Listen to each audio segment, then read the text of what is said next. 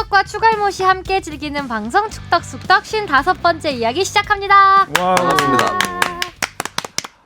황사가 갑자기 몰려왔습니다. 네, 기온이 엄청 내려가자마자. 심해요. 네. 그러니까요. 앞이 안 보여. 스모그 앞이 안 아니에요? 보여. 스모그 황사? 황사, 중국발 황사. 미세먼지라고 네. 그러던데. 중국발 황사가 주바페의 발목을 좀 잡아서 조금 네. 주바페가 늦게 와서 네. 지각을 했습니다. 1분. 1분이나 칼같이 늦게 지켜야죠. 왔습니다. 네. 인저리 타임을 드리기로 1분. 네, 좋습니다. 손흥민 선수가 축구사의 길이 남을 70m 폭풍 질주로 환상골을 터뜨렸죠. 네. 또 박항서 감독은 베트남의 새 역사를 바꿀 기세입니다. 오늘 이 두 이야기 중심으로 네. 나눠보도록 하겠습니다. 저는 주영민이고요. 주바페 주시은 아나운서. 안녕하세요, 주시은입니다. 지난주에 울산의 경기력을 세게 비판했다가 비판당하, 울산이 요즘 비판당하셨다고요. 네. 울산이 정치적으로 요즘에 굉장히 핫한 지역이 됐잖아요. 그쵸, 뉴스에도 많이 네. 나오는데. 여러모로. 아니 이제 너무 K리그 경찰 조사 이런 건 없죠. 없어요. K리그를 이제 사랑하는 팬으로서 이제 마지막이 좀 아쉬웠다라는 걸 이제 얘기했는데 네 반응이 이렇게 커뮤니티에 올라온 걸 봤어요. 제 닉네임이 정확하게 명시되고 주바페가 울산 엄청 비판했다고 깠다고 이렇게 한 걸 보고 하명을 받았습니까? 안 받았어요? 안 받. 배성재 선배 하명을 받은 거 아니에요? 안 받았어요. 근데 너무 심하게 했나 싶어서 울산 팬들과 선수들에게 사과의 말씀을 전합니다. 네, 너무 사랑하는 마음에 그쵸. 아쉬워서 네, 그런 그럼요. 거죠. 울산 팬인 사랑하니까 만큼 할 패는 수 거죠. 있는. 네. 저 비난은 안 그렇죠. 했어요. 사랑의 매? 네? 사랑의 네. 매인가요? 비난은 안 했습니다. 네, 비난의 수위는 아니었던 것 같고 저희도 뭐 다 들으면서 적당한. 충분히 생각보다 주바페가 열정이 뛰어나네. 네, 엄청 네. 열심히 봤어요. 평소보다 그 톤도 굉장히 높았고 비난의 수위도 굉장히 높았잖아요. 방송이니까 그 정도였지. 방송 껐으면 더 난리 났을 거예요. 아니에요. 근데 저는 아니에요. 근데 사실 방송에 현장에 이때 녹음할 때 있지는 않고 그냥 녹음을 듣는 입장에선 사실 근데 그런 느낌으로 들렸어요. 그러니까 울산에 우승을 바랬던 게 아닌가라는 네, 사실 맞아요. 생각이 좀 들었어요. 그러니까 경북이 너무 우승을 많이 알고 했잖아요. 보니 울산 팬? 그렇죠. 아니에요. 저 모든 맞아. 팬 그러니까 모든 그런 사랑하고 팬이 더 욕하잖아요. 그러니까 그런 그쵸, 그쵸. 느낌이었고 그래서 좀 울산이 우승을 놓친 거에 대한 좀 약간에는 좀 아쉬움이라기보다는 사실은 좀 한심함 뭐 그런 걸로 좀 들렸어요 사실 좀. 전북의 야비함? 아니 전북 너무 아니 근데 제 마지막에 주위에 지키기만 한 야비함 뭐 이런 거. 주위에 울산을 응원하는 팬들이 많았어요. 다른 팀인데도 이번에는 울산이 우승했으면 전북이 좋겠다. 하도 하니까. 네, 전북이 너무 많이 하니까 뭐 그 철파임 작가님은 서울의 엄청 팬인데 무조건 울산이 우승했으면 좋겠다고 엄청 그랬거든요. 너무 전북이 우승을 많이 전공의 했다. 적처럼 네, 됐으니까. 네. 그래서 그럼 우리 울산을 응원해요 이랬는데 뭔가 막판에 약간 너무 아쉽게 그렇게 돼서 이제 경기력이 좀 아쉽긴 했잖아요. 전반적으로 그렇죠. 선수들의 경기력이 아쉬워서 에이 바보 이런 거죠? 네, 에이 바보 이런 겁니다. 네. 네, 알겠습니다. 자, 그리고 자나깨나 조회수. 네. 안지나서나 조회수. 맨날 유튜브 들어가서 비디오 머그의 뽕 작가 박진영 씨. 조회수가 올라갔나 안 올라갔나를 지난주는 확인하는. 좀 어땠어요? 이번에는 부산 울산 그 승강 플레이오프 얘기를 부산 울산이. 아니에요. 잘못 부산 말씀드렸네요. 울산. 죄송합니다. 조심해요. 아유 죄송합니다. 어따 대고 울산이야. 부산 경남 플레이오프요? 승강 플레이오프 영상을 다뤘는데 그것도 사실 이제 K리가 완전 어떻게 보면 끝났다고 생각하시는 분도 있잖아요. 근데 그런 거에 비해서는 조회수가 상당히 좀 잘 나온 편이어서 또 이렇게 하고 또 또 드라마틱하게 부산이 네. 부산 경남전도 마지막에 엄청 재밌었잖아요. 그리고 또 요 근래 행복 중에 하나가 이 댓글로 이제 그 드립 재밌다 이런 얘기가 달리면 그걸로 이제 먹고 삽니다. 이제 행복함으로 먹고 삽니다. 이런 댓글 많이 달아주세요. 잠시 후에 또 주바페가 이번엔 경남을 좀 비판하셔야죠. 네? 잘한 팀 오늘 비판, 응원하죠. 부산이 올라왔으니까. 크리틱하신 네, 부산 경남 네. 생각보다 경기가 좀 원사이드였다. 네. 그렇죠. 네. 1차전도 그렇고 네. 2차전도 그렇고. 잘하더라고요, 부산이. 네. 약간 이번엔 진짜 마지막 기회라고 생각하고 나온 약간 것 짠한 같았어요. 마음에 좀 응원하는 마음이 있었는데 뭐 실력으로 압도해 버리니까 네. 홈으로 막 이게 응원이 필요 부산이나 없더라고요. 네. 저 호물러 세리머니도 상당히 눈에 띄었죠. 아, 나중에 또 자, 그리고 질 기자, 네 질척대는 질 기자 이정찬 기자 나왔습니다. 반갑습니다. 저는 뭐 특별한 지난주에 뭐는 없었고요. 네. 그 데이터 관련된 것 분야에 좀 사람들을 좀 만났어요. 요즘 제가 늘 뭐 관심이 있는 분야이기도 하고 그래서 이 빅데이터들이 어떻게 이용이 되는가 스포츠에서 관련된 컨퍼런스도 있었거든요 국내에서. 그래서 뭐 그런 걸 봤고 손흥민 선수 이따 얘기할 때 좀 뭐 얘기할 얘기를 준비를 해왔는데 빅데이터들을 좀 가져왔죠. 데이터적으로. 뭐 예. 그래서 그런 근데 것들이 약간 어떻게 데이터 쓰이는지. 얘기하니까 주시은 아나운서님이 약간 졸리신가 봐요. 재미없나 봐요. 하품을 크게 데이터. 하시는 진짜 수학 시간. 아니 그건 아닌데 오늘은 데이터에 질척대는 시간인가 봐요. 아, 그렇죠. 뭐 질척은 어제부터 계속 돼야 돼요. 거의 수작업으로 그러니까요. AI 돌려가지고 오랜만에 엑셀 돌렸습니다.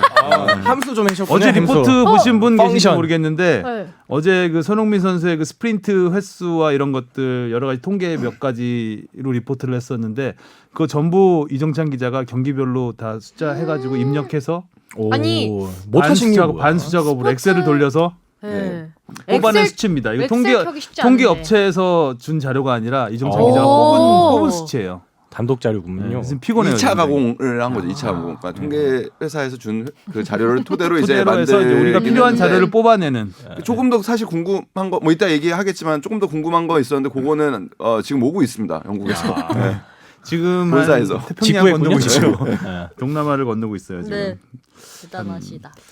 알겠습니다. 자, 첫 번째 이야기는 잠시 후에 하기로 하고 네. 댓글 소통. 네, 하겠습니다. 네. 슈링크 300샷님이 내가 아재 개그에 잘 참아왔는데 에드가의 오버헤드킥이 안 들어가면서에서 터졌습니다. 인정. 메리 크리스마스 축숙떡 이렇게 야. 보내주셨어요. 저는 이 댓글을 먼저 보고 방송을 들으니까 찾았어. 더 재밌더라고요. 에드가 찾아 에드가. 에드가의 오버헤드킥이 안 들어가면서. 아 여기였구나라는 그런 그 에드가 어디더라 뭐 이러면서 네. 찾았겠죠. 나중에 자, 선홍 PD가 이게 아재 개그 드립 부분만 TC를 따로 찍어주세요. 그 부분만 들을 수 있도록. 네. 그다음에는 아저씨네요. 예, 유튜브에 아, 달아주셨네요. 유튜브 댓글이에요. 오, 전북 강원전 직관 가서 울산 포항전 음. 핸드폰으로 보느라 전북 강원전 기억이 별로 안 난다. 포항 땡큐 이렇게 보내주셨어요. 전북 팬이신가 봐요. 그런 거 그러겠죠? 같죠? 그리고 네, 어제 어제 네가 가라 내가 갈까님이 할까 말까 하다가 후원금 1,000캐시를 해주셨어요. 알까. 우리 이제 말까. 4,300인가요? 네. 커피 한 잔값 나왔다 이제. 네, 아메리카노 한 잔 아, 마실 네. 수 있겠다. 조금씩 정립하고 있습니다. 네, 감사합니다, 여러분. 네. 자, 첫 번째 계속 첫 번째 얘기만 하네. 첫 번째 두 번째 이야기는 얘기. 조금 이따 가기로 하고 네. 네. 질문 들어봐야죠. 무엇이든 물어보세요. 네, 최은수님이 보내셨습니다. 오랜만에 메일 보냅니다. 이번 시즌 K리그는 전북의 우승으로 끝났는데 만약 포항과 울산이 다득점이 우선인 리그 제도를 이용해 서로 골잔치를 벌인다면 울산은 우승, 포항은 아침 진출할 수 있다고 축구 커뮤니티에서 이야기가 떠돌았습니다. 개인적으로는 다득점으로 순위 경쟁을 벌이는 게 말이 안 된다고 생각합니다. 1대5로 지는 게 0대1로 지는 것보다 더 순위가 높다는 게 말이 안 되잖아요. 이건 축구의 본질이자 스포츠의 본질까지 손상시킨다고 봅니다. 어떤 분은 다득점 때문에 재미가 생겨서 관중이 늘었다라고 하는데 흥행부진이었던 작년에도 다득점 제도였다는 걸 간과해선 안 됩니다. 차라리 승자승 제도를 도입한다고 하면 이해가 가겠는데요. 다득점 제도 폐해에 관해서 기존 언론이나 전문가들이 거의 대부분 지적을 하지 않더라고요. 축덕숙덕 진행자분들의 고견을 듣고 싶습니다. 다득점 제도가는 있었어요 항상.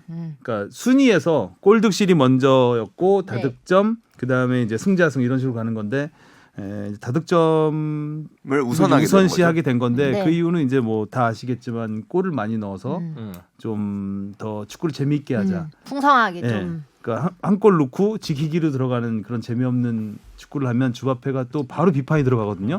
왜 내리냐? 왜 내리냐? 수비를 패스는 그렇지. 앞으로 해야 되는. 패스는 앞으로 해야 된다. 그렇지. 그렇기 때문에 이제 그런 분들의 관심을 끌고자 이제 이렇게 한 건데 좀 취재된 게 있나요? 뭐 취재한 것보다 그냥 이건 진짜로 개인적인 의견이 중요할 것 같아요. 그리고 여론도 중요할 것 같고 왜 더 많은 대회가 그리고 더 많은 리그가 다득점보다 승점 골득실을 우선하느냐를 생각해 보면 이 최윤수님의 지적이 일면타당한 부분이 있습니다. 근데 그럼 뭐 이렇게 뭐 문제만 있냐 그 다득점을 우선하는 게 저는 그렇지는 않다고 봅니다. 올 시즌이 특히 그 효과를 제대로 볼 수 있었던 이 제도의 효과를 볼 수 있었던 해 시즌이지 않았나라는 생각이 드는데 네.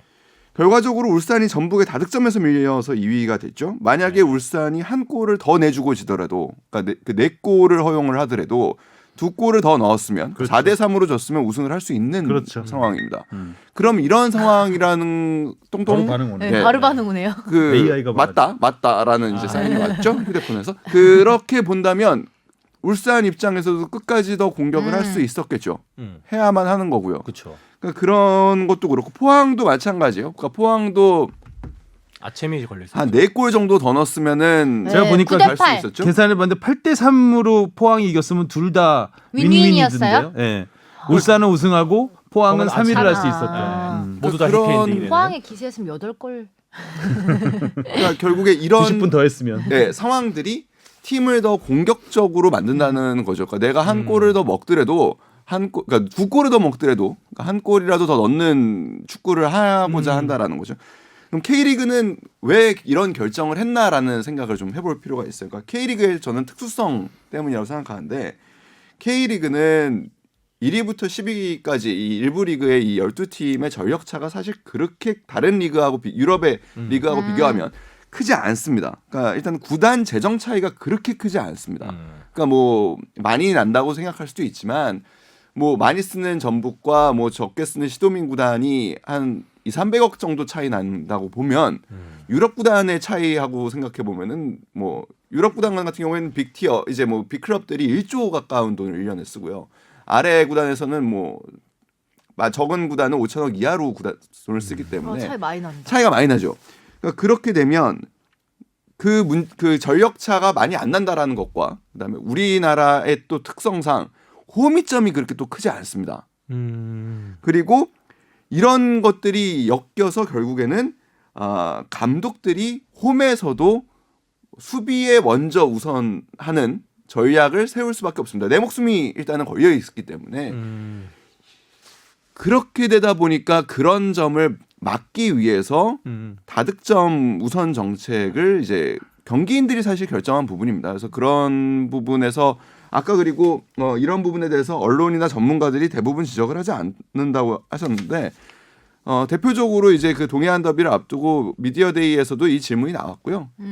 울산 김도훈 감독 그리고 포항 김기동 감독 모두 다 다득점 우선 정책이 더 축구를 재밌게 하는 것 같다라고 긍정적인 부분을 이야기했습니다. 저도 긍정적으로 생각해요. 네. 주바페는 네.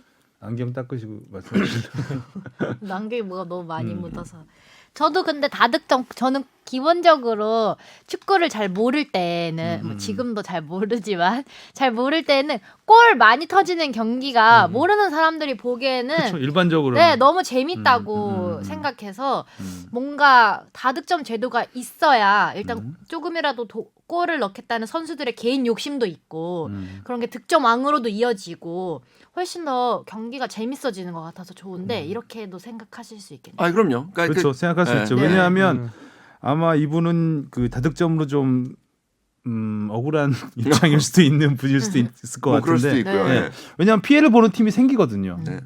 다득점으로 이런 뭐 포항이라든가 울산처럼 뭐 피해라면 피해일 수도 있는 거잖아요. 네. 그 전처럼 했으면은 물론 그 전에 골득실로 했어도 전북이 앞서긴 앞서요. 더 앞서죠 골득실로 하면 어찌 보면 그렇기 때문에 뭐 그러니까 한 팀은 손해를 보는 경우도 있기 때문에 이 부분에 대해서 비판적인 시각을 가질 수도 있다고는 생각을 하지만 전체적인 K리그의 흥행이라든가 이런 부분에 봤을 때는 네. 저는 다득점으로 바꾼 건 괜찮은 네. 정책이다.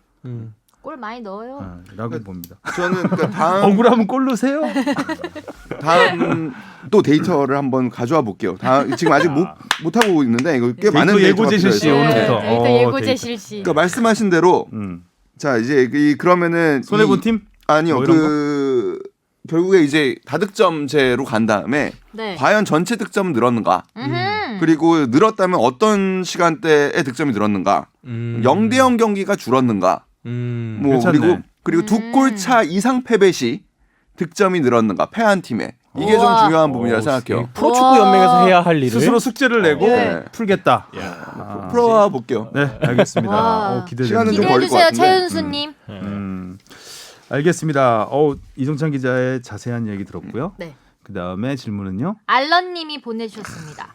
K리그 네이밍에 대한 궁금증입니다. 2018년 1부 리그의 이름이 K리그 클래식에서 K리그 1으로 그리고 2부 리그의 이름이 K리그 챌린지에서 K리그 2로 바뀐 걸로 알고 있는데 연맹에서 어떠한 이유로 리그 이름을 바꾼 건지 궁금합니다. 제가 알기론 축구 팬들에게 공모해서 심도 있게 논의한 결과 2013년에 얻은 이름이 클래식 챌린지라고 합니다. 정한 지 5년 만에 이름을 다시 바꾸고 그 바꾼 이름이 평범한 1과 2라는 게 많이 아쉽더라고요. 물론 K리그 1과 K리그 2라는 이름이 직관적이긴 하지만 특별함이 사라진 이름이라 아쉽습니다. 애초에 클래식과 챌린지란 이름이 그렇게 어려운 이름인가 싶기도 하고요. 패널분들도 현재 K리그 1과 K리그 2라는 네이밍에 대해 어떻게 생각하시는지 말씀해 주시면 좋을 것 같습니다. 그리고 83년 출범 이후부터 K리그 이름이 어떻게 만들어졌고 어떻게 변천해 왔는지도 가볍게 알려주시면 감사하겠습니다. 이것도 이제 K리그의 흥행을 위한 몸부림으로 봐야 되겠죠. 좀 더 직관적으로 빨리 딱 빨리 알아들을 수 느낌 있게 클래식과 꽂히게. 챌린지 네. 의미는 클래식과 챌린지가 저는 참 괜찮다고 생각을 했거든요. 기사 쓸 때도 특히 방송에서는 K리그 1, 2하고 자막을 달아놓으면 잘 안 보이기도 하고 네. 일반 사람들이 K리그 1, 2 이러면 잘 몰라요. 그리고 K리그 클래식 챌린지도 잘 모르시는 모르죠. 분도 네. 많긴 모르죠. 한데 우리가 일반적으로 K리그라고 하면 우리가 말하는 K리그는 다 1부 리그를 얘기하잖아요. 그래서 사실 K리그 클래식 챌린지라고 불렸을 때도 저희는 1부 리그, 2부 잘 안 리그라고 했었죠. 얘기를 했죠. 잘 안 했었죠. 그렇게 얘기를 했지 클래식 챌린지라고는 잘 얘기 안 했어요. 왜냐하면 헷갈리니까 클래식 챌린지는. 하지만 이제 자막으로 달아놓고 봤을 때는 K 클래식 챌린지가 훨씬 그렇죠, 저도. 더 보기도 네. 좋고 저도 좀 더 의미도 좀 더 있는 해서 좀 더 밀고 나갔어도 괜찮지 않을까라는 근데 생각이 듭니다. 이름 참 자주 바꾸는 거. 다 자주 바꿨죠. 바꿨죠. 네. 슈퍼리그로 바꿨죠. 시작했죠, 우리가. 슈퍼리그로 네. 시작했죠. 이 얘기하면은 사실 다음에는- 길어요. 굉장히 긴 부분인데. 그렇죠. 다음에는 K리그 재즈, 음. 락 이런 거. 재즈 락이요? 클래식만 힙합. 클래식만 힙합. 힙합. EDM. K리그, EDM. 도끼 뭐 이런 거. 끼. 막 나가네. 네. 근데 그런 이게 뭐 조금 궁금해하시는 부분에 대해서 사실 뭐 이렇게 뭐 인터넷 구글링 해보면은 사실 잘 나오긴 하니까 뭐 변천사까지 설명드리기에는 좀 시간이 좀 너무 많이 걸릴 것 같고요. 이 명칭이 사실 중요한데 그 부분에 대한 철학이 부재했던 거는 사실 K리그가 겸허하게 받아들여야 할 지적입니다. 애초에 뭐 슈퍼리그로 시작해서 코리안 리그로 불리다가 결국에 어느 순간에 K리그가 됐거든요. 그 이유는 J리그 J리그 때문입니다. 일본의 J리그가 네. 먼저 시작을 했거든요. 그러니까 그런 부분 때문에 사실 승강제가 시작되던 2013년에 우리 이제 더 이상 이렇게 가지 말자. 그러고 우리만의 철학과 아이덴티티를 살려보자 해가지고 공모를 했는데 공모에서 1등 했던 게 뭔지 아세요? 뭐예요? 그게 K리그 1, K리그 2예요. 아. 2등을 했던 게 슈퍼 K리그 그리고 K리그. 그러니까 1부를 슈퍼 K리그, 2부가 이제 K리그. 그냥 K리그. 그러니까 차라리 그게 더 말하기도 K리그? 편한데. 네, 그러니까 1부 리그, 2부 리그 느낌. 우리가 이제 시작을 슈퍼리그로 시작했으니까 약간 이제 오글거리는 것 같기도 어떻게 하고요. 보면은 전통을 다시 이제 살려 나간다라는 의미가 있었던 거죠. 그리고 3등이 KPL과 KSL입니다. 그러니까 코리아 KPL.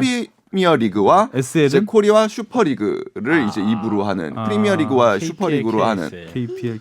근데 결국에는 그 이제 공모작들이 다 일단은 선택되지 않고 슈퍼 K리그. 기존의 K리그가 있는데 이 네. K리그 지금 이제 승강제라는 게 생겼으니까 이에 더 나은 권위와 더 나은 전통을 부여하겠다라는 이유로 2부 리그를 K리그로 두고 1부 리그를 K리그 클래식이라는 가치를 둔 겁니다. 클래식이라는.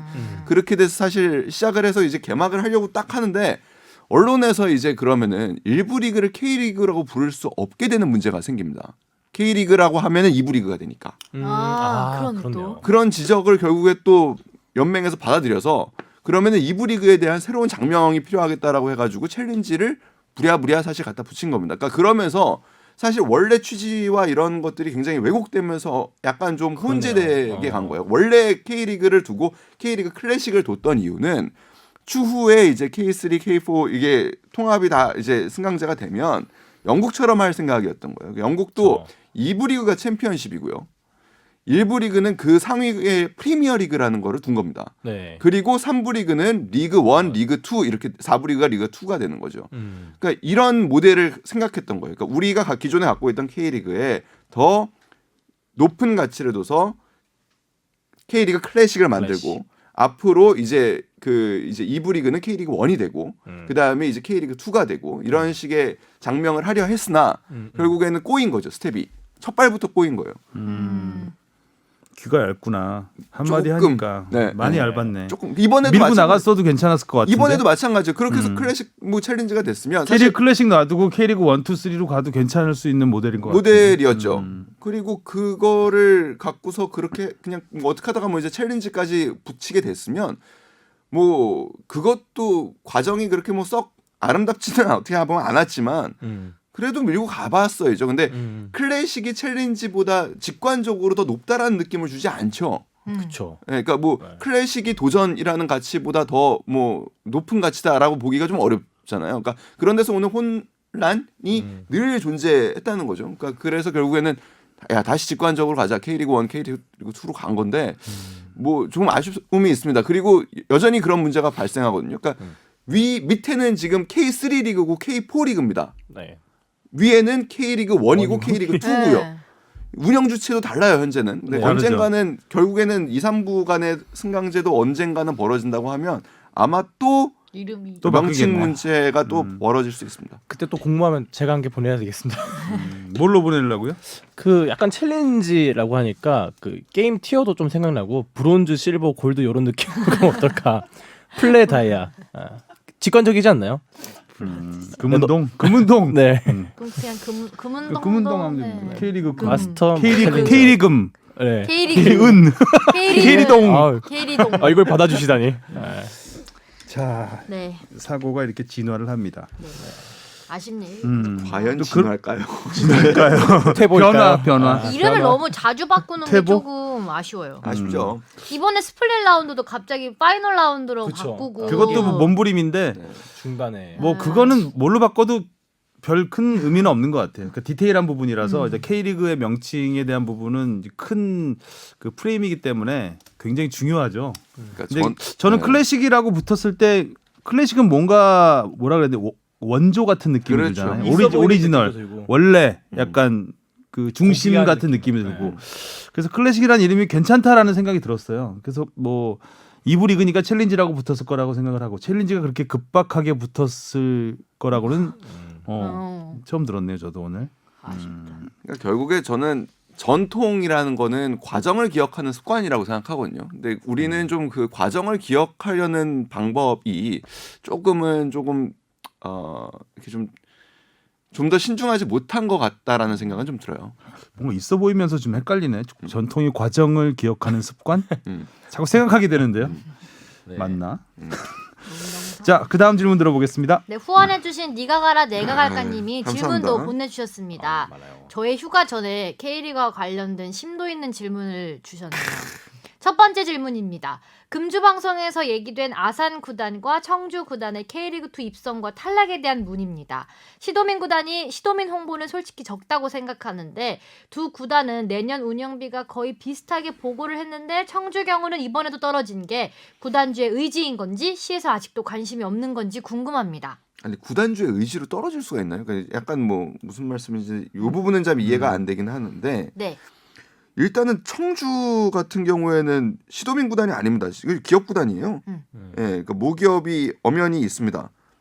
건설사가 일단은 주 모기업이고 그다음에 뭐 엔지니어링 회사도 이제 들어와 있는데 그 뭐 일단 그 연맹에서 이렇게 이사회에서 이제 검토를 하기에는 이 두 이제 모기업의 매출국 규모나 영업이익이 이렇게 뭐 아주 장기적으로 팀을 운영할 만큼 건전하지는 못하다라고 일단은 판단을 했던 것 같아요. 그럼에도 불구하고 그 이사회에서 굉장히 높게 평가하고 긍정적으로 평가한 부분은 네이밍 스폰서 계약서를 가져왔다는 부분이죠.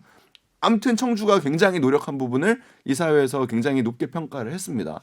그렇지만 당장 그 이제 새롭게 프로리그 이제 세미 프로리그였잖아요. 사실상 K3에서 K리그 2로 올라오기 위해서는 조금 더 재정에 대한 그러니까 확실한 계획이 섰으면 좋겠다라는 생각이 들어서 1년 정도 더 준비를 해보자라는 식으로 결론이 난 거죠. 그러니까 뭐 저는 긍정적인 변화가 분명히 있었다고 생각합니다. 그러니까 물론 내년에도 K리그 2에서 볼 수는 없겠지만 분명히 진일보하고 있다라고 생각은 합니다. 구단 쪽에서 내년 6월에 다시 한번 6월까지 또 신청 기간이 있거든요. 그때 6월 안에 신청을 한다고 얘기를 했으니까 관심은 굉장히 크고요. 의지도 굉장히 있습니다. 있어요. 예. 이거 추신으로 보는 추가 질문도 얘기할까요? 팀장님이나 기자님들 스스스 출연해서 비하인드 스토리 얘기해 주시는 건 어떤가요? 옆방송 이건모니에서 들었는데 이번 달이 개편 및 발령 시즌이라 들었는데 패널분들은 별일 없으신 거죠? 무튼 겨울에도 축덕숙덕은 쉬지 않고 부탁드려요. 저희에게 별걸 다 휴가를 하시네요. 허락해 주지 않았네요. 스스스는 이정찬 기자가 한 2번 정도 출연했었죠. 컬링하고 김보경 선수 김보경 네, 선수 뭐 왔을 때 그렇고요. 네. 질척대는 네. 기자의 별명을 얻은 게 김보경 선수. 턱돌이 별명도 얻었고. 네, 뭐 턱돌이는 컬링 때. 네. 김보경 선수한테만 질척되는 건 아니에요. 질척은 뭐 누구에게나 되고 있습니다. 네. 아내분이 심히 삶이죠. 걱정되네요. 삶의 질을 좌우하고 있죠. 네. 저희 그리고 뭐 인사 발령은 뭐 저희는 별 지장이 별일, 없을 네. 것 같고요. 축덕수덕은 쉬지 말라는데 우리 연말에 지금 하루 쉬려고 생각하고 있는데 주바페 휴가에 맞춰서 우리 모두가 다 같이 함께. 네. 아직 한 번도 못 쉬었거든요. 이거 맞아요. 시작한 다음에. 저희 진짜 대단한 게 저희 명절 55 빼고 안 번- 쉬었습니다. 네, 55번째 이야기를 명절도 안 쉬었어요 우리. 쉼없이 쉬었나요 왔어. 명절 때? 설이 뭐, 한번 껴서 설, 나 뭐 없었을 쉬었던 때지. 것 네, 같아요. 진짜 아예 막 휴일이 껴서 그런 것 말고는 진짜 쉰 적이 그렇죠. 없습니다. 네. 뭐. 그렇습니다. 이거는 좀 더 논의를 해서 다음 주에 말씀을 드리도록 하겠고요. 네, 이게 마지막 질문입니다. 네. 이경섭님이 보내주셨는데요. 다사다난했던 2019 K리그가 끝났습니다. K리그 팀들의 전지훈련에 관해 문의드립니다. 지난 1월 K리그 6개 팀이 일본으로 전지훈련을 다녀왔습니다. 그런데 올해 한일 갈등이 발생했고 국내에선 일본 제품 불매운동이 현재까지 지속되고 있습니다. 그렇다면 K리그 각 팀들은 다가오는 전지훈련지에서 일본을 제외할까요? 다른 종목들 뭐 야구나 농구는 전지훈련을 기존 일본에서 국내 또는 해외 다른 지역으로 변경한다는 기사가 있더군요. 축덕숙덕 가족 여러분 얼마 남지 않은 한 해 마무리 잘하시기 바랍니다. 네. 네, 전지훈련 좀 알아보셨나요? 네, 네. 안 가더라고요. 오. 일본으로. 네. 오. 일본으로 가는 이유는 근데 일본 뭐 야구도 마찬가지인데 1차 전지훈련지로 가는 경우는 많이 없고요. 2차 전지훈련지로 갑니다. 그러니까 보통 따뜻한 데서 체력 훈련이나 이제 시즌 전반에 대한 이제 그 준비를 하고요. 그다음에 2차 그러니까 이제 거기서 만들어진 이제 몸을 갖고 이제 연습 경기를 좀 많이 치르기 위해서 이제 일본을 갔던 건데 일본으로 가는 이유 뭐 여러 가지죠. 일단 가깝고 비용이 아무래도 좀 저렴하게 들고요. 그다음에 시설이 좋고요. 그다음에 가장 중요한 부분이죠. 그러니까 다양한 수준의 연습 경기 상대를 많이 만날 수 있다라는 점에서 일본으로 가는 겁니다.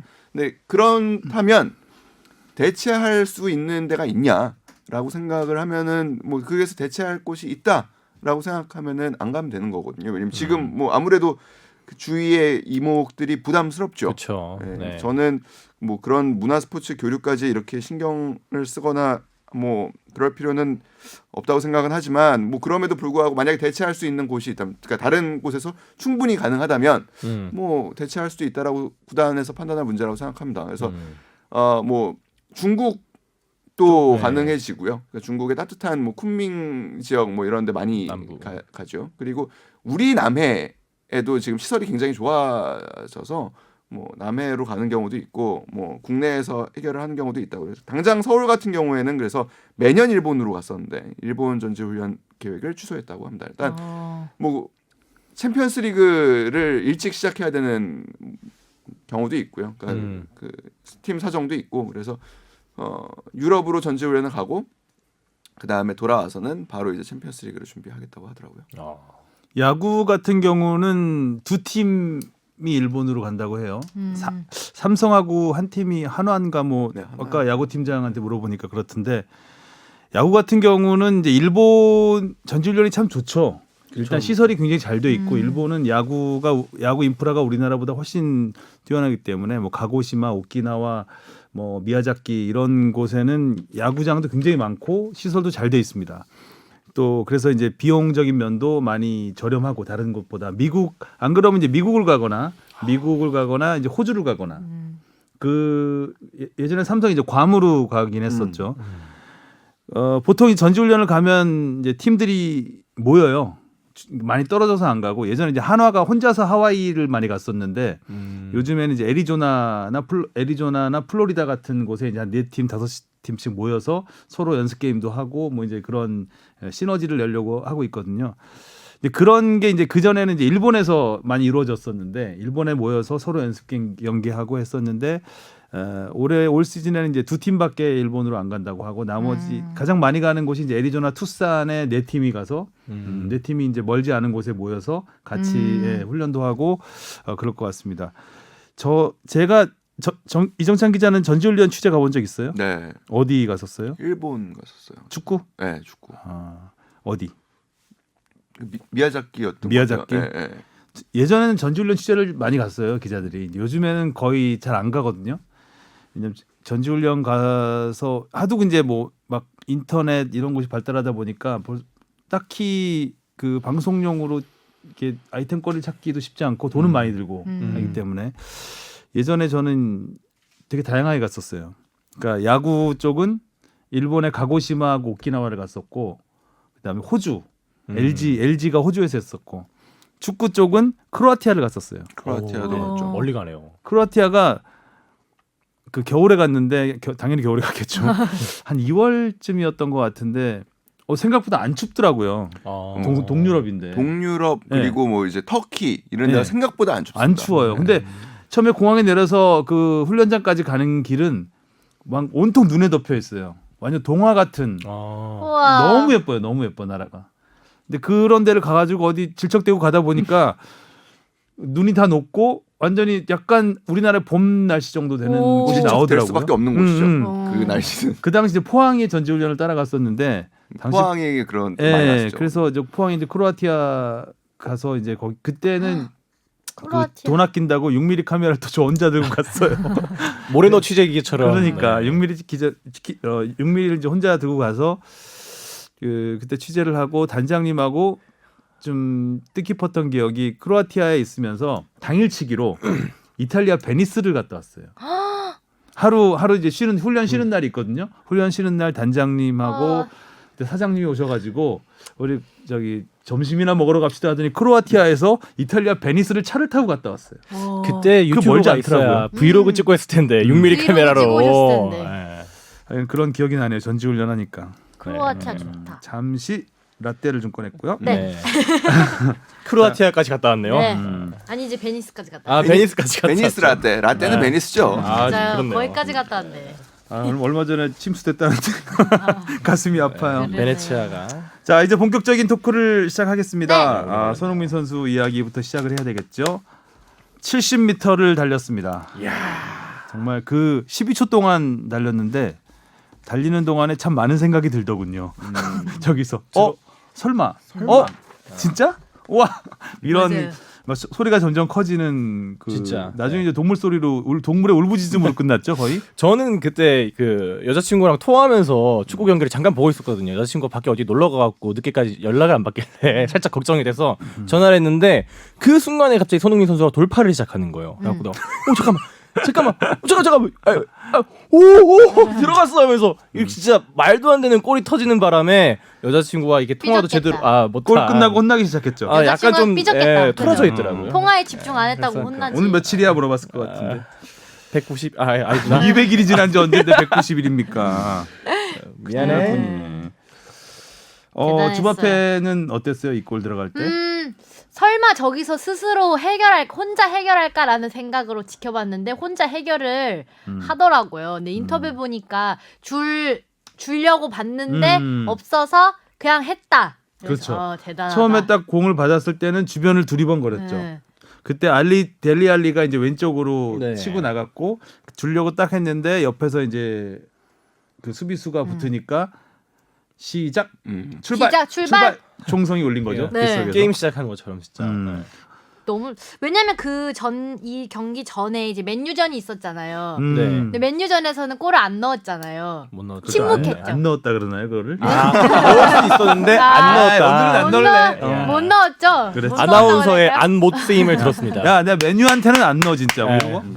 그러니까 그때는 침묵했잖아요. 손흥민 선수가. 그렇죠. 근데 또 이렇게 바로 다음 경기에서 음. 신나게 달리는 걸 보고 음, 오잉 했습니다. 체력을 비축했나? 그러니까 오잉? 왜냐면 제가 그때 스포츠 뉴스 할 때 맨유전 기자회견에서 무리뉴가 막 나랑 손흥민은 사랑에 빠졌다 이랬는데 바로 다음날 침묵.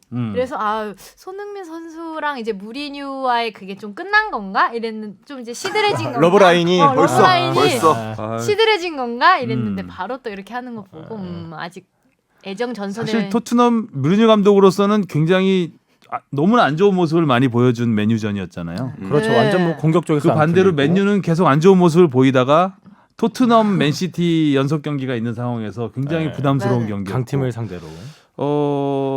너무나 무기력했고 맨유가 생각보다 굉장히 잘했죠. 네. 그때는 진짜 레시포드가 완전 터졌었죠. 진짜 완전 음. 킥이 날아다니고 맞아. 너무 잘하고 혼자서 뭐 아니 맨유가 이렇게 깨부수는 잘하는 느낌. 팀이었나라는 네. 생각이 들 정도로 뭐 사실 그 전에 맨유도 그 유로파 리그에서 아스타나 원정에서 잉글랜드 팀으로는 처음으로 졌잖아요. 뭐 이진급을 쓰긴 했지만 네. 뭐 근데 그때 생각보다 이진급 뭐 평균 연령이 22세인가 그랬어요. 주전 베스트 11. 그게 역대 유럽 대항전 사상 최연소 팀이었다고 그랬는데 그래서 많이 비난을 받았었는데 어찌 됐든 그때 이진급을 쓴 게 그 토트넘전에서 전력을 그렇죠. 쏟아부을 네. 수 있는 체력을 예. 그 딱 밑바탕이 됐던 것 같아요. 어떻게 맨유 얘기로 넘어가 버렸네. 손흥민 선수 얘기하다가 자 맨유는 좀 이따 얘기하기로 하고요. 손흥민 선수가 이렇게 해서 리그 시즌 10호 골 10호골 4년 연속 4시즌 연속 12자릿수 득점을 기록했고요. 그다음에 시즌 9호 도움, 리그 7호 도움 네. 이렇게 해서 도움은 여전히 2위. 김덕배는 역시 2개 차. 이것도 근데 프리미어리그 전체 공격 포인트 중에서 그것도 6위를 지금 차지하고 있습니다. 골이랑 도움이랑 합쳐서 또 되게 대단한 기록이죠. 대단하죠. 완전 업그레이드 됐다고 봐야 되겠는데 이정찬 기자가 어제 숫작업으로 좀 네. 해놓은 데이터를 지금이에요?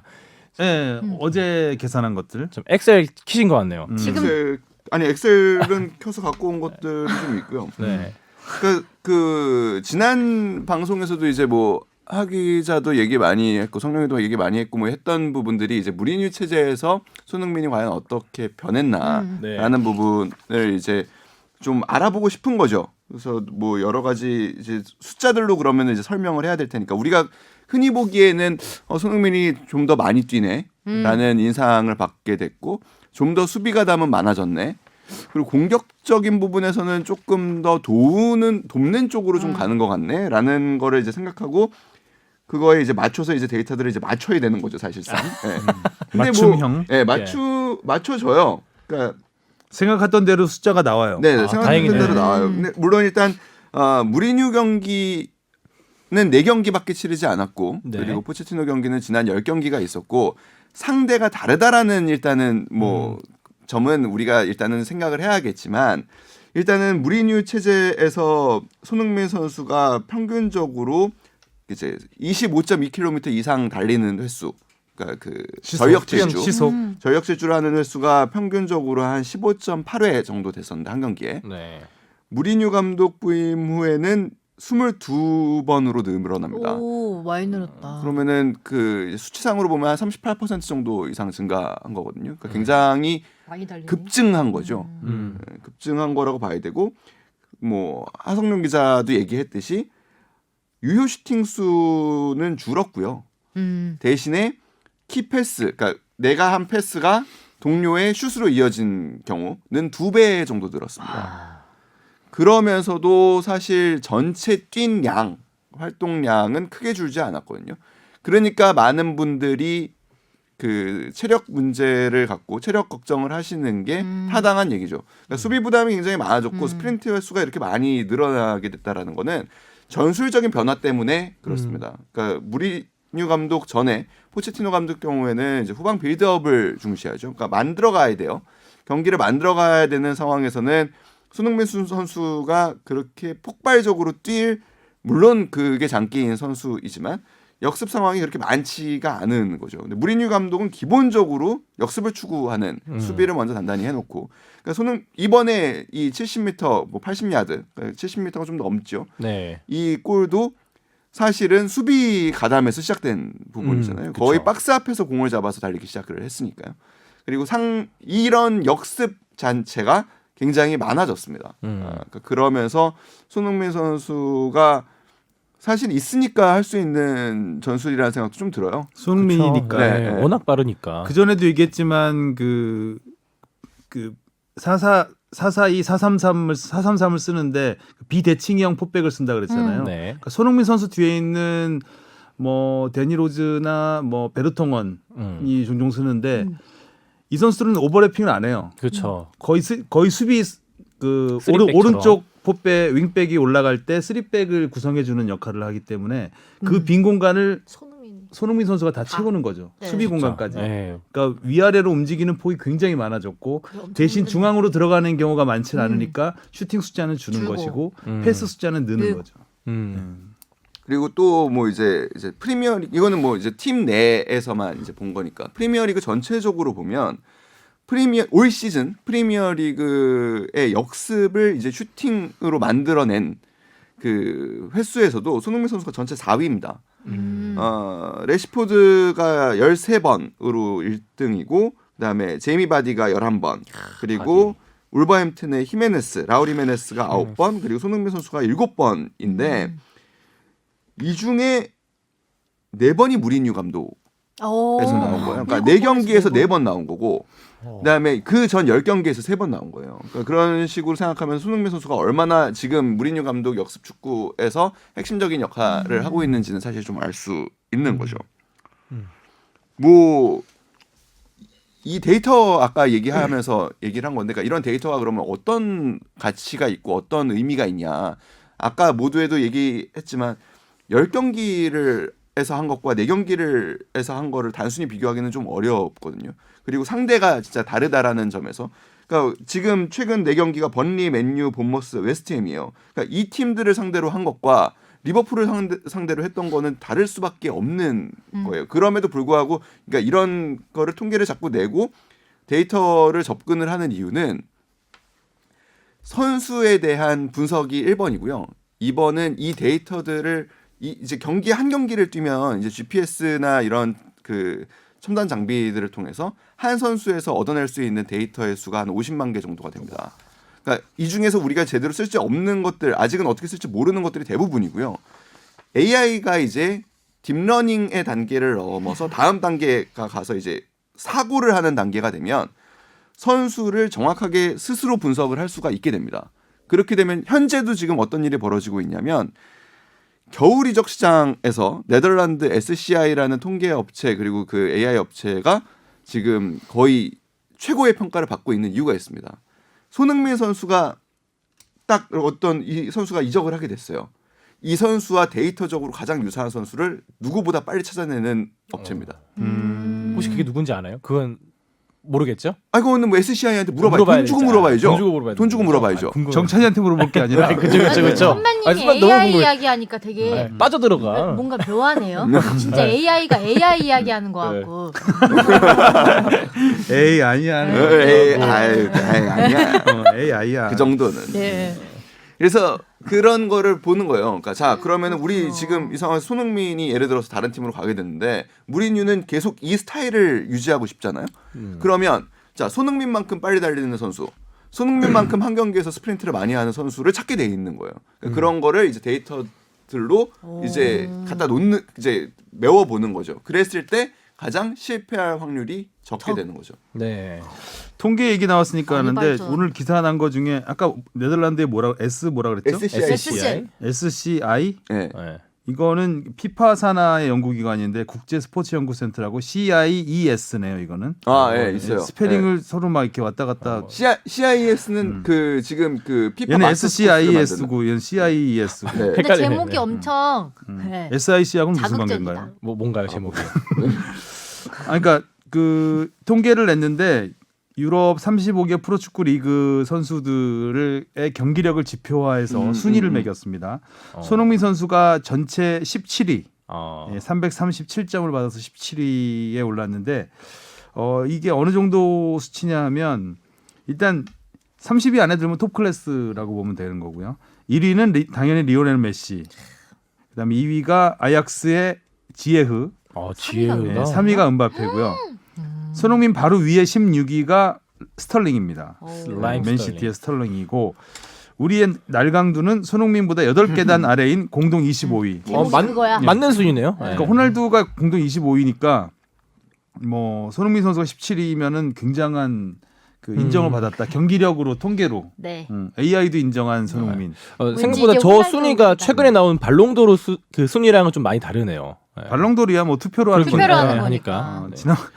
지난주에 발롱도르 우리도 그것도 수작업으로 해서 그 표수를 셌어요. 그러니까 그 누가 누구를 찍었는지 그걸 우리가 입수를 해가지고, 그러니까 이 선수가 1위표를 메시가 1위표를 몇 개, 2위표 몇 개를 개. 다 수작업으로 셌는데 그게 총기하고 계속 안 맞는 거야. 다 셌는데 그래서 뭔가 하나 잘못 센 거죠. 그래가지고 그것도 굉장히 수작업으로 힘들었던 기억이 나는데. 너무 웃기다. 호날두보다 8개. 발롱도르 순위하고는 뭐 그거는 네. 찍는 거니까 그러니까 저도 다르고. 그 뭐 호날두랑 비교해서 그런데 그 골을 보면서 그 무리뉴가 그런 인터뷰도 있잖아요. 이제 손날두가 아니라 손나우두 같다고. 확실히 전성기 지금 기량만 봤을 때는 확실히 손흥민 선수가 호날두를 뛰어넘는 것 저는 같다. 지금까지 본 축구 선수 중에서 최고가 호나우두라고 생각해요. 그 전성기를 제 인생의 전성기와 함께 보냈던 사람으로서 정말 그런 드리블과 그렇죠. 그러니까 모든 걸 다 슈팅, 갖춘 선수. 그쵸, 뭐 헤더, 킥, 하나는 못 갖췄어. 인성? 살이 쪄 자꾸. 몸무게가 계속 찌니까 마지막에 그냥 뚱뚱한 상태에서도 골을 정말 잘 넣었거든요. 그 호나우두 말씀하시는 거예요? 그 호나우두. 저는 호날두 얘기하시는 그 선수가 대단한 게 뭐냐면 무릎 수술을 한 3번인가 4번 했을 거예요. 무릎 수술만. 왜냐하면 전부 태클을 보통 세게 거는 게 아니야. 거의 부러질 정도로 걸어요. 쭉쭉. 옛날에는 또 그때가 백태클 규정이 있긴 있었을 때 같은데 하여간 엄청나게 거친 태클을 거의 예, 선수 생명 끊겠다 이거 아니에요? 거의 그 수준으로. 그래서 다리 부러지고 뭐 또 복귀하자마자 몇 경기 만에 또 십자인대 맞네요. 나가고 근데 그 과정을 거치면서도 결국 2002년 월드컵까지 나와서 우승을 시키잖아요. 팀을. 네. 득점왕까지 하고 그렇죠. 대단하다. 2006년까지 나왔죠. 팀은. 축구를 위해 태어난 월드컵은. 네. 2006년에 나왔을 때는 거의 완전 뚱뚱한 아저씨가 맞아요, 돼서 맞아요. 나왔는데도 그래서도 한 3골 넣었을 거예요. 그때도. 그때 아마 그 기록을 세웠죠. 월드컵 통산 최다, 최다골을 클로제가 물론 깨긴 했지만 통산 최다골 기록까지 세우고 아마 최전성기 그 순간만 놓고 봤을 때는 나는 호나우두를 나자리오를 따라갈 사람은 메시도 안 될 거라고 생각하는. 진짜요? 그게 무리뉴의 판단 아닌가요? 제가 기억하기로는 무리뉴도 비슷한 인터뷰를 한 적이 있는데, 그러니까 물론 호날두와 메시는 그러니까 올 타임으로 봤을 때, 그러니까 그 선수들의 현역 생활이 굉장히 길고요. 그리고 두 선수가 사실은 같이 경쟁을 하면서 서로 간에 그 시너지 효과를 낸 부분이 분명히 있습니다. 서로에게 그쵸, 굉장히 라이벌. 강한 라이벌 의식을 갖고. 호나우두 같은 경우에는 사실 뭐 독주를 했지, 이 선수는. 독주를 했고 뭐 팀 내에서 오히려 3R이라고 불렸었죠. 뭐 히바우드와 호나우지뉴. 뭐 그 이제 뭐 호나우지뉴. 예, 뭐 호나우지뉴 뭐 이렇게 됐었는데 결국에 그 순간 전성기의 기량만 놓고 보면은 그 호나우두. 네, 브라질 호나우두. 원래는 스펠링이 똑같아요. 영문 그쵸. 스펠링이 똑같아요. 네. 그리고 제일 둘 다 처음에- 포르투갈어를 쓰는 나라인데 그래서 뭐 구분을 하기 위해서 그래서 하나는 그쵸. 호나우두, 호나우두, 하나는 호날두로 호날두. 하는 거죠. 영어로는 그냥 다 로날도로 읽어요. 영미권에서는. 음. 근데 여튼 그런 좀 차이가. 근데 호날두는 정말 날도로 잘한 게 날강두가 바로 연결이 되잖아요. 네, 그래서 이제 나우강두는 안 되잖아. 그렇죠. 그러네. 그러니까 날강 정말 호날두는 구분을 잘 잘 지은 것 같아. 지었네. 결과적으로 보면. 네. 진짜 호날두는 축구 선수 안 같아요. 뭐 같아요? 뭐 같아요? 강도 같아요? 강도? SNS 스타. SNS 스타, 인스타 스타. 유튜버 뭐 이런 거. 크리에이터?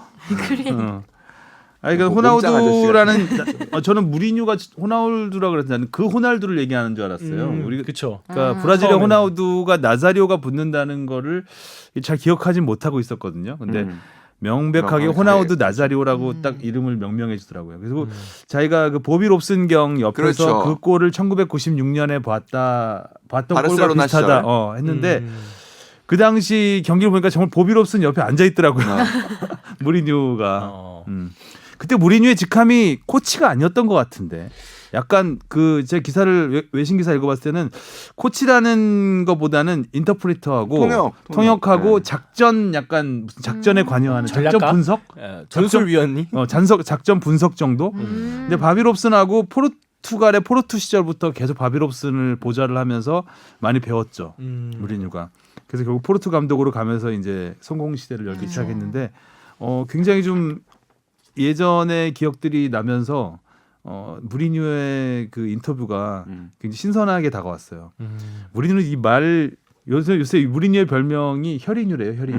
혀가 하도 혀로 그냥 근데 무리뉴 썰이? 이래서 약간 한국 팬들한테 되게 사랑받죠. 사랑받고 네. 요즘 좀 인기 사랑받죠. 많은 것 같아요. 아니 볼메라고 하잖아요. 볼쇼.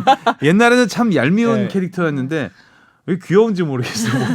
요새 말도 좀- 너무 예쁘게 하고 네. 생긴 것도 약간 영화배우 역시 그 상이고. 쉬는 동안 그 자기 반성을 많이 하셔서 이제 자기는 험블러잖아. 완전 네. 장난 아니잖아요. 이제 부하이죠. 이제 그게 좀 얼마나 봐야 되는데, 갈지. 놀라운 게 맨유한테 졌을 때 토트넘이 맨유한테 졌을 때 맨유가 이길 만한 경기였다라고 했잖아요. 그런 말 안 해요, 이 사람. 꼭 심판 얘기를 하든가 뭐 인정 안 하고 인정 안 하고 우리는 이길 수 있었는데 뭐 이런 얘기를 하지.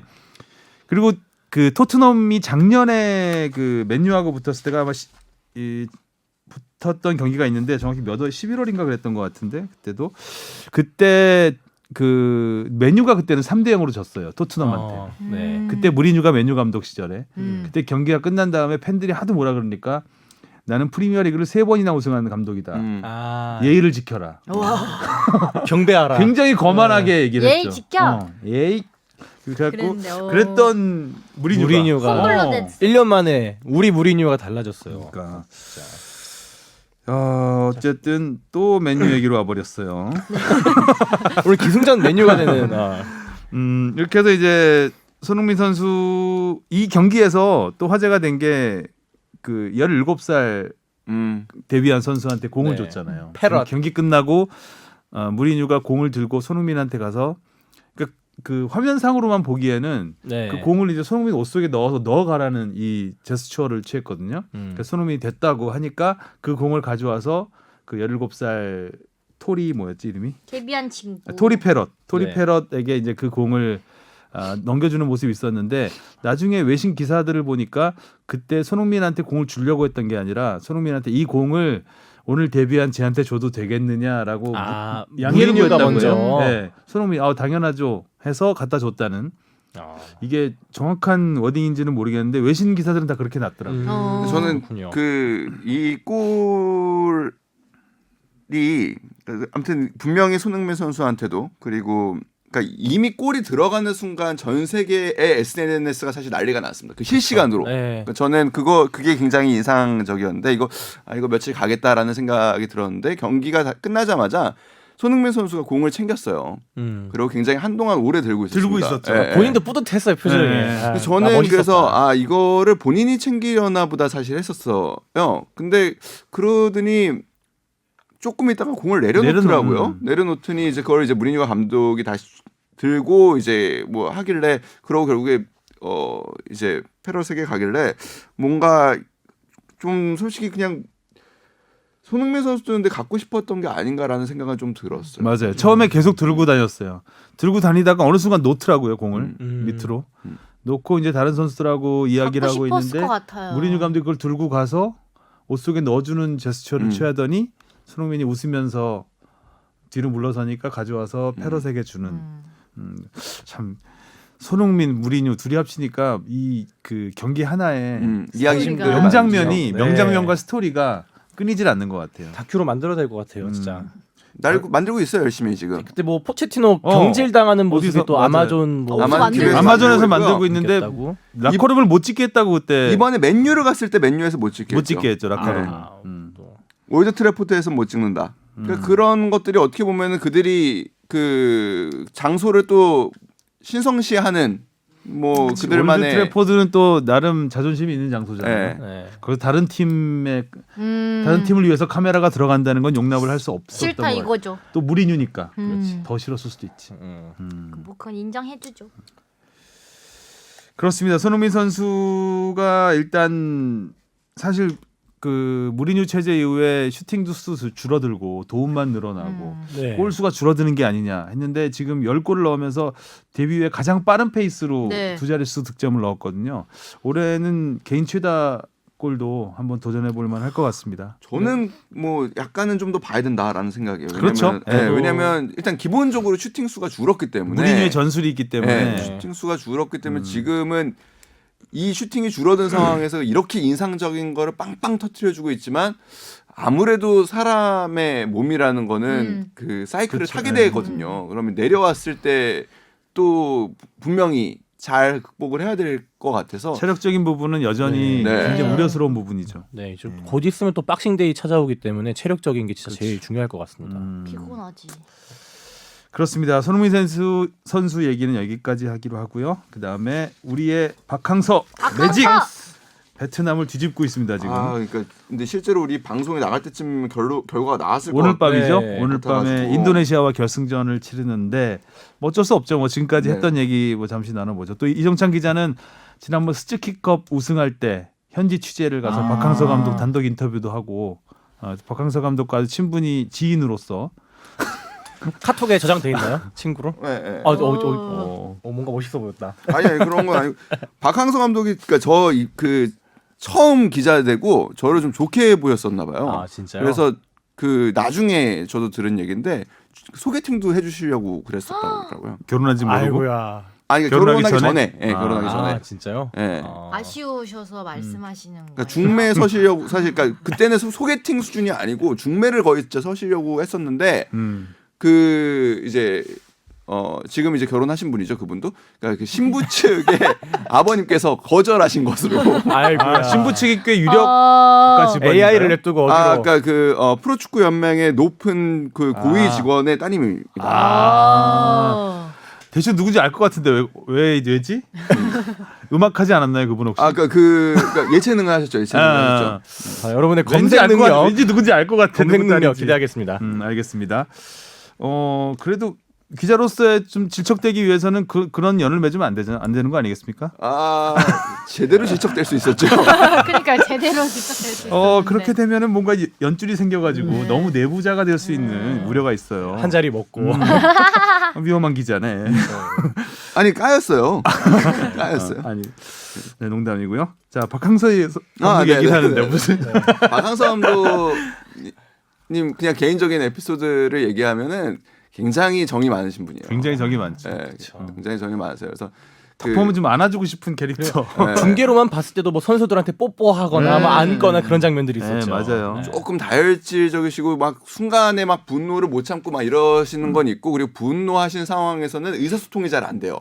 그렇지. 안 돼요. 분노해서 네. 이미 그러니까 다른 게 잘 안 보이시구나. 전달력이 많이 떨어져요. 많이 떨어지세요.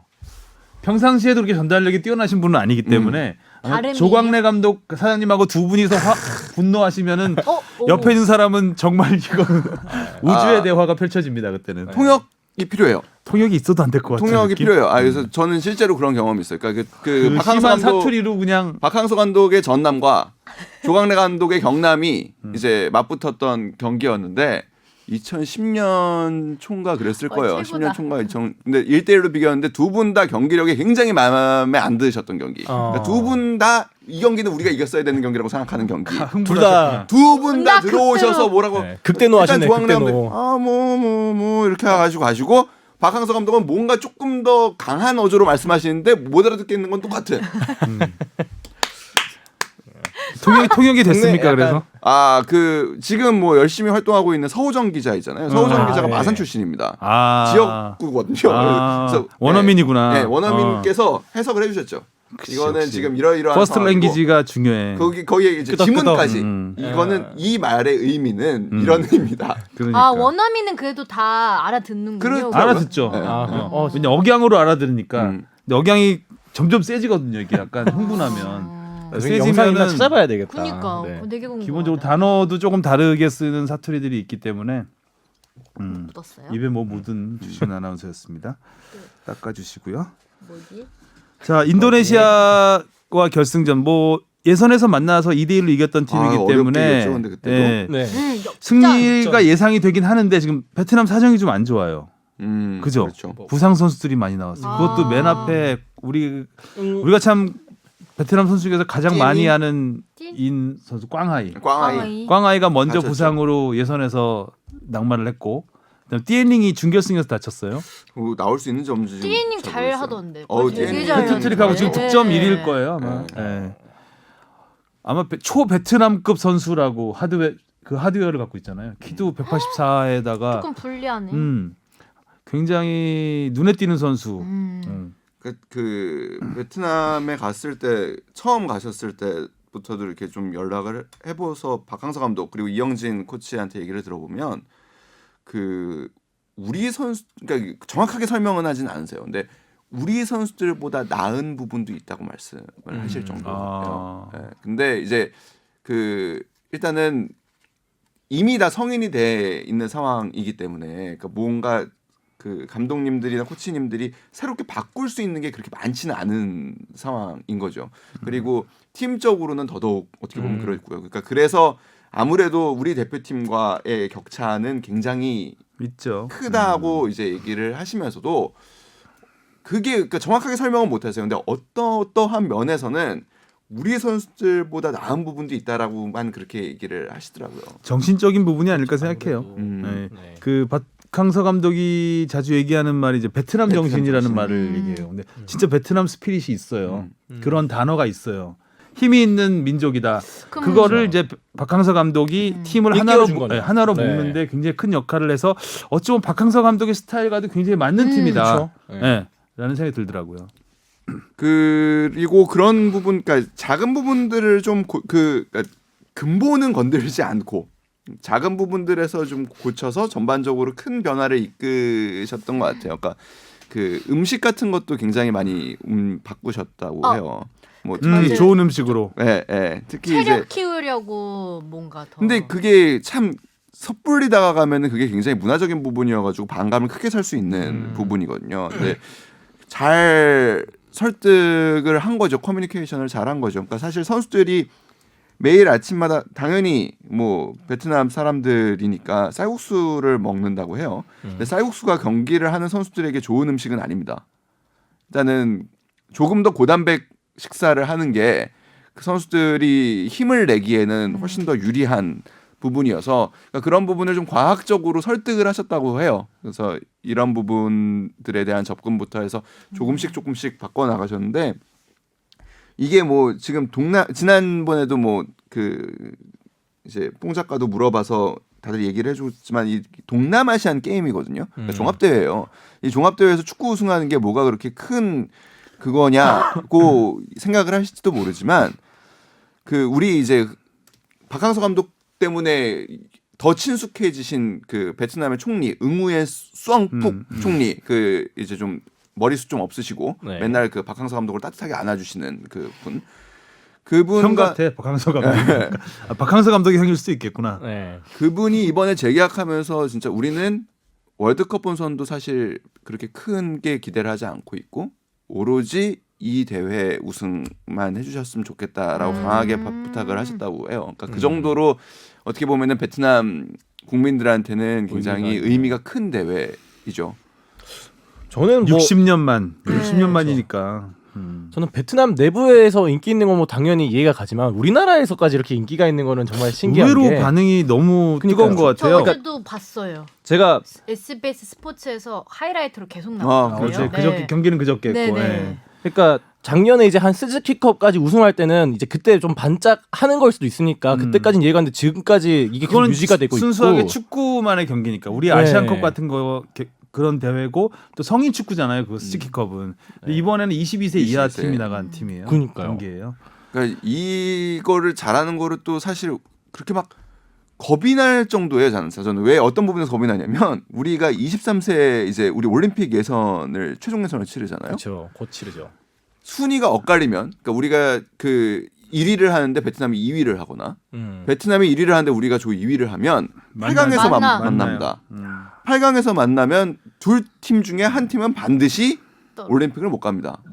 굉장히 겁이 나는 굉장히 사실 조회수가 잘 나올 것 같은 경기네. 아 조회수 생각나네요. 제가 조회수 하니까 조회수 하니까 생각나는 게 진짜 그러니까 박항서 감독 군침이 도는 경기야? 베트남 경기 제가 저희 뉴스에 리포트는 아니고 앵커 설명으로 한 40초 썼어요.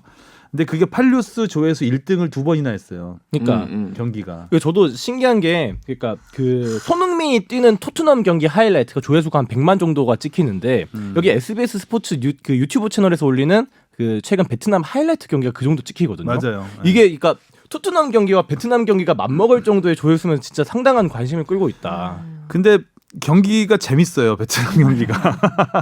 네. 베트남이 이겨서 더 그런 것도 있지만 생각보다 베트남이 축구를 아기자기하게 해요. 좀 동남아 국가답지 않게 조금 고급 축구를 하려고 노력을 해요. 보면 골도 멋있고 중거리 슛도 멋있고. 이번 대회의 가장 그리고 아까 제가 말씀드린 걸 조금 정정을 한다면 그 겁이 난다라는 거는 경기력적으로 우리가 뭐 진짜 베트남을 겁을 낸다라는 게 아니라 그러니까 이들이 맞붙었을 때의 그런 열기? 열기가 어느 정도일까? 그리고 너무나 좀 어떻게 보면 부담이 크다고 표현을 해야 될 것 같은 그쵸. 좀 느낌이 좀 들고 일단 이번 대회 베트남 같은 경우에는 진짜 뭐 그게 박항서 효과라고 보면은 가장 큰 효과일 것 같아요. 선수들이 어지간한 상황에서 포기하지 않습니다. 그리고 무조건 끝까지는 합니다. 이게 체력적으로 지금 말도 안 되는 게 그렇죠. 이틀에 한 번씩 경기예요.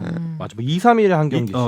3일도 아니에요. 거의 뭐 이틀에 한 번이에요. 한 번씩 이틀에 한 번씩 경기도 경기하는데 일정 진짜 와. 25, 28, 1일, 3일, 3일, 5일. 거의 이틀 만에 하는 거니까 선수들이 다치죠 당연히. 그렇죠. 힘들고 또 많이 뛰고 더운 나라잖아요. 그렇죠. 필리핀에서 하는데 그렇기 때문에 물론 이제 쉽게 올라오긴 했지만 인도네시아 전력이 뭐 어느 정도인지 지금 거기가 부상 상태 이런 건 잘 모르겠지만 베트남이 그 예선 때보다는 확실히 전력적으로 누수가 좀 있는 상태다. 그러니까 지금 베트남의 하여튼 가장 큰 취약점은 골키퍼죠. 실수를 너무 많이 하더라. 네, 골키퍼가 그러니까 인도네시아전이 바로 그런 경우였죠. 판단력이 좀 확실히, 아쉽던데요.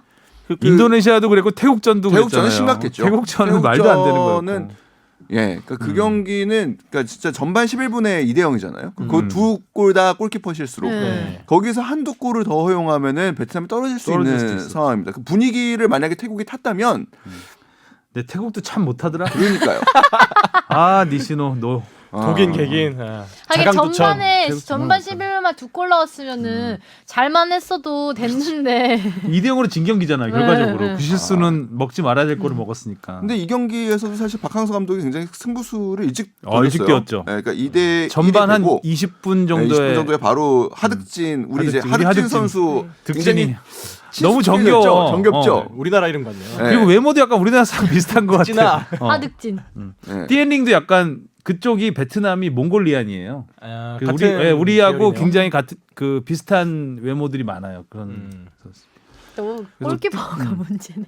아무튼 근데 그래서 이번에 아무튼 우승을 한다면 그야말로 베트남 역사를 다시 다 새로 쓰는 거죠. 그러니까 부임에서 못 해본 게 월드컵밖에 없는 거 아니에요? 그렇죠. 그죠. 네. 아무튼 뭐 쉽지는 않은 상황인 내일이 되면 또 아마 또 뭐 결과가. 베트남이 뒤집어져 있기를 좀 기대를 해보겠습니다. 하여간 박항서 감독 참 부담 많이 될것 인생 같아요. 모른다라는 거를 네. 정말 몸소 보여주고 계신 분이 아닌가라고 네. 생각이 들어서 더욱더 응원을 하게 되는 것 같아요. 자, K리그 얘기 마지막으로 네. 할까요? 우리 네. 부산이 5년 만에 1부 리그 승격. 클래식 아니고 K리그 1으로 그것도 K리그 금으로 승강 올라왔습니다. 플레이오프만 3차례 치러서 네, 세 차례. 3수 만에. 3수 만에 저는 경기력이 경남이 근데 마지막 4년이라는데? 그럼 4수, 아니 3수에 3수. 3수예요. 네. 올해까지. 3수고 첫 해는 못 올라갔죠, 승강이. 경남이 시즌 막판에 굉장히 체력을 많이 소모하긴 했죠. 많이 쏟아부은 상태에서 부산하고 맞붙어서 쉽지 않을 거라고는 생각을 했지만 부산이 잘하더라고요. 경남이 못했다기보다는 부산이 생각보다 굉장히 조덕재 감독의 능력이라고 해야 되는 건가요? 그러니까 부산을 떨어뜨린 감독이거든요. 그렇죠. 그러네. 수원 FC 때 감독으로서 승강 때 예. 맞네요. 승강 플레이오프로 부산을 그러니까 기업 구단을 떨어뜨린 감독이 그 팀을 맡아서 그때 수원 FC가 다시 올렸네. 3등인가 4등인가에서 올라왔죠. 계속 올라왔죠. 예, 올라왔죠. 맞아. 그러네. 또 스토리가 있구나. 네. 떨어뜨렸는데 올리기로. 그러니까 네. 들었다 놨다. 조덕재 감독님도 이렇게 보면은 축구에 대한 열정이 대단하세요.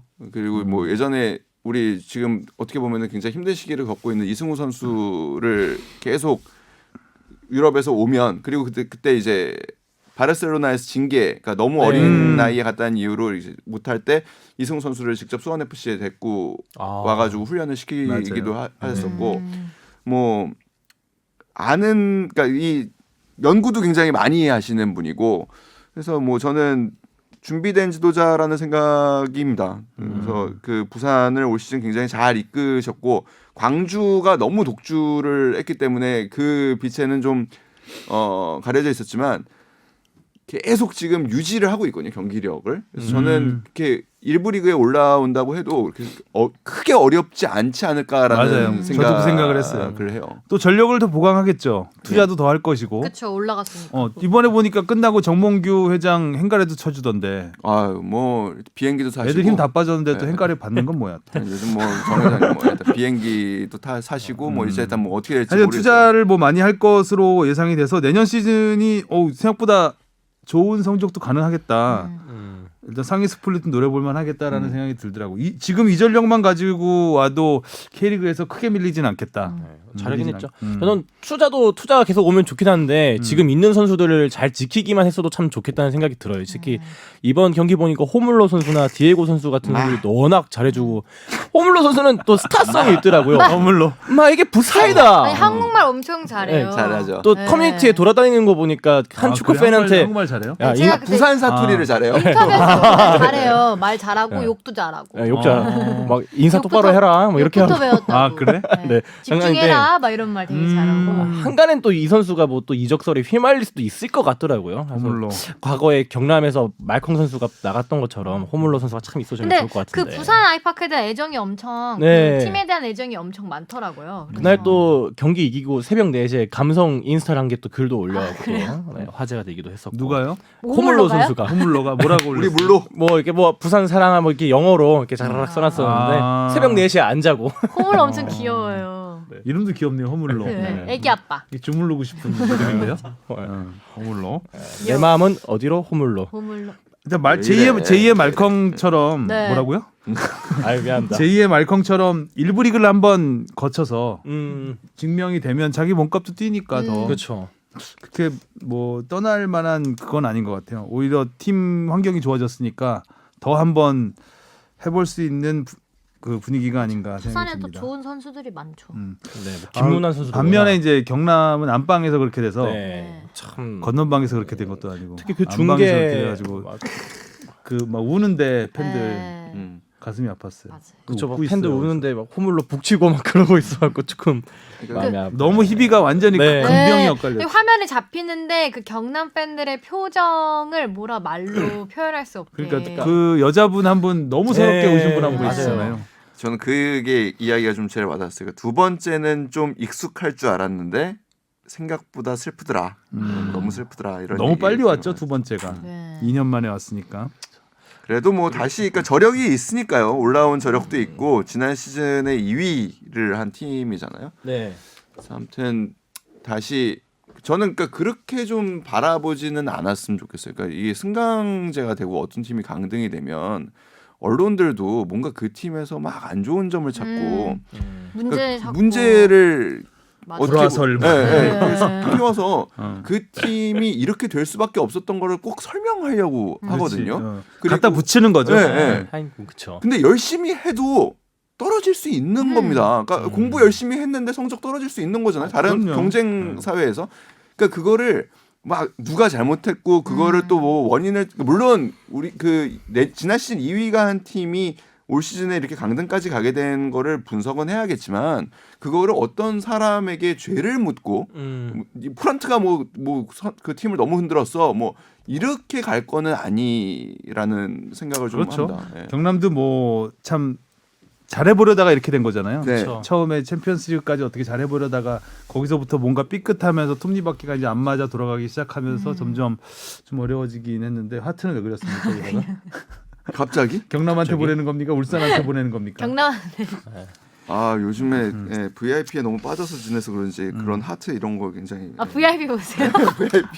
VIP 너무 재밌게 보고 있습니다. 어제 이정찬 기자가 하도 재밌다 그래가지고 나도 봤는데 조금 어제 시작하였으면 약간 힘드실 수도 잠깐 있는데 약간 힘들었어. 힘들었는데 대충은 알겠더라고요 네. 분위기를. 재밌었어요 저도 재밌게 오늘 봐. 사실 회식인데 오늘 회식하면서 제일 걱정되는 부분이 VIP를 참. 자 본방사수 시간이 계시네. 많이 지났는데 네. 해외 축구 제가 네. 준비해온 거 간단하게 몇 개 말씀드리고 끝내겠습니다.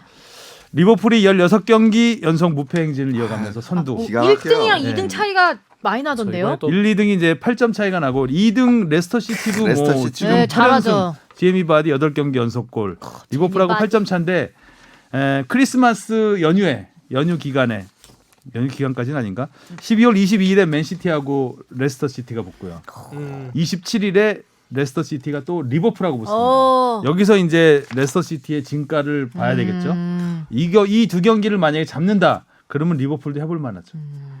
해볼 만해. 리버풀은 챔피언스리그와 각종을 다 병행을 해야 되기 때문에 지금 살짝 지쳐 있어요. 리버풀이 이기는 경기를 보면 한 골차 막 역전승하고 막 이런 경기들이 최근에 좀 나오거든요.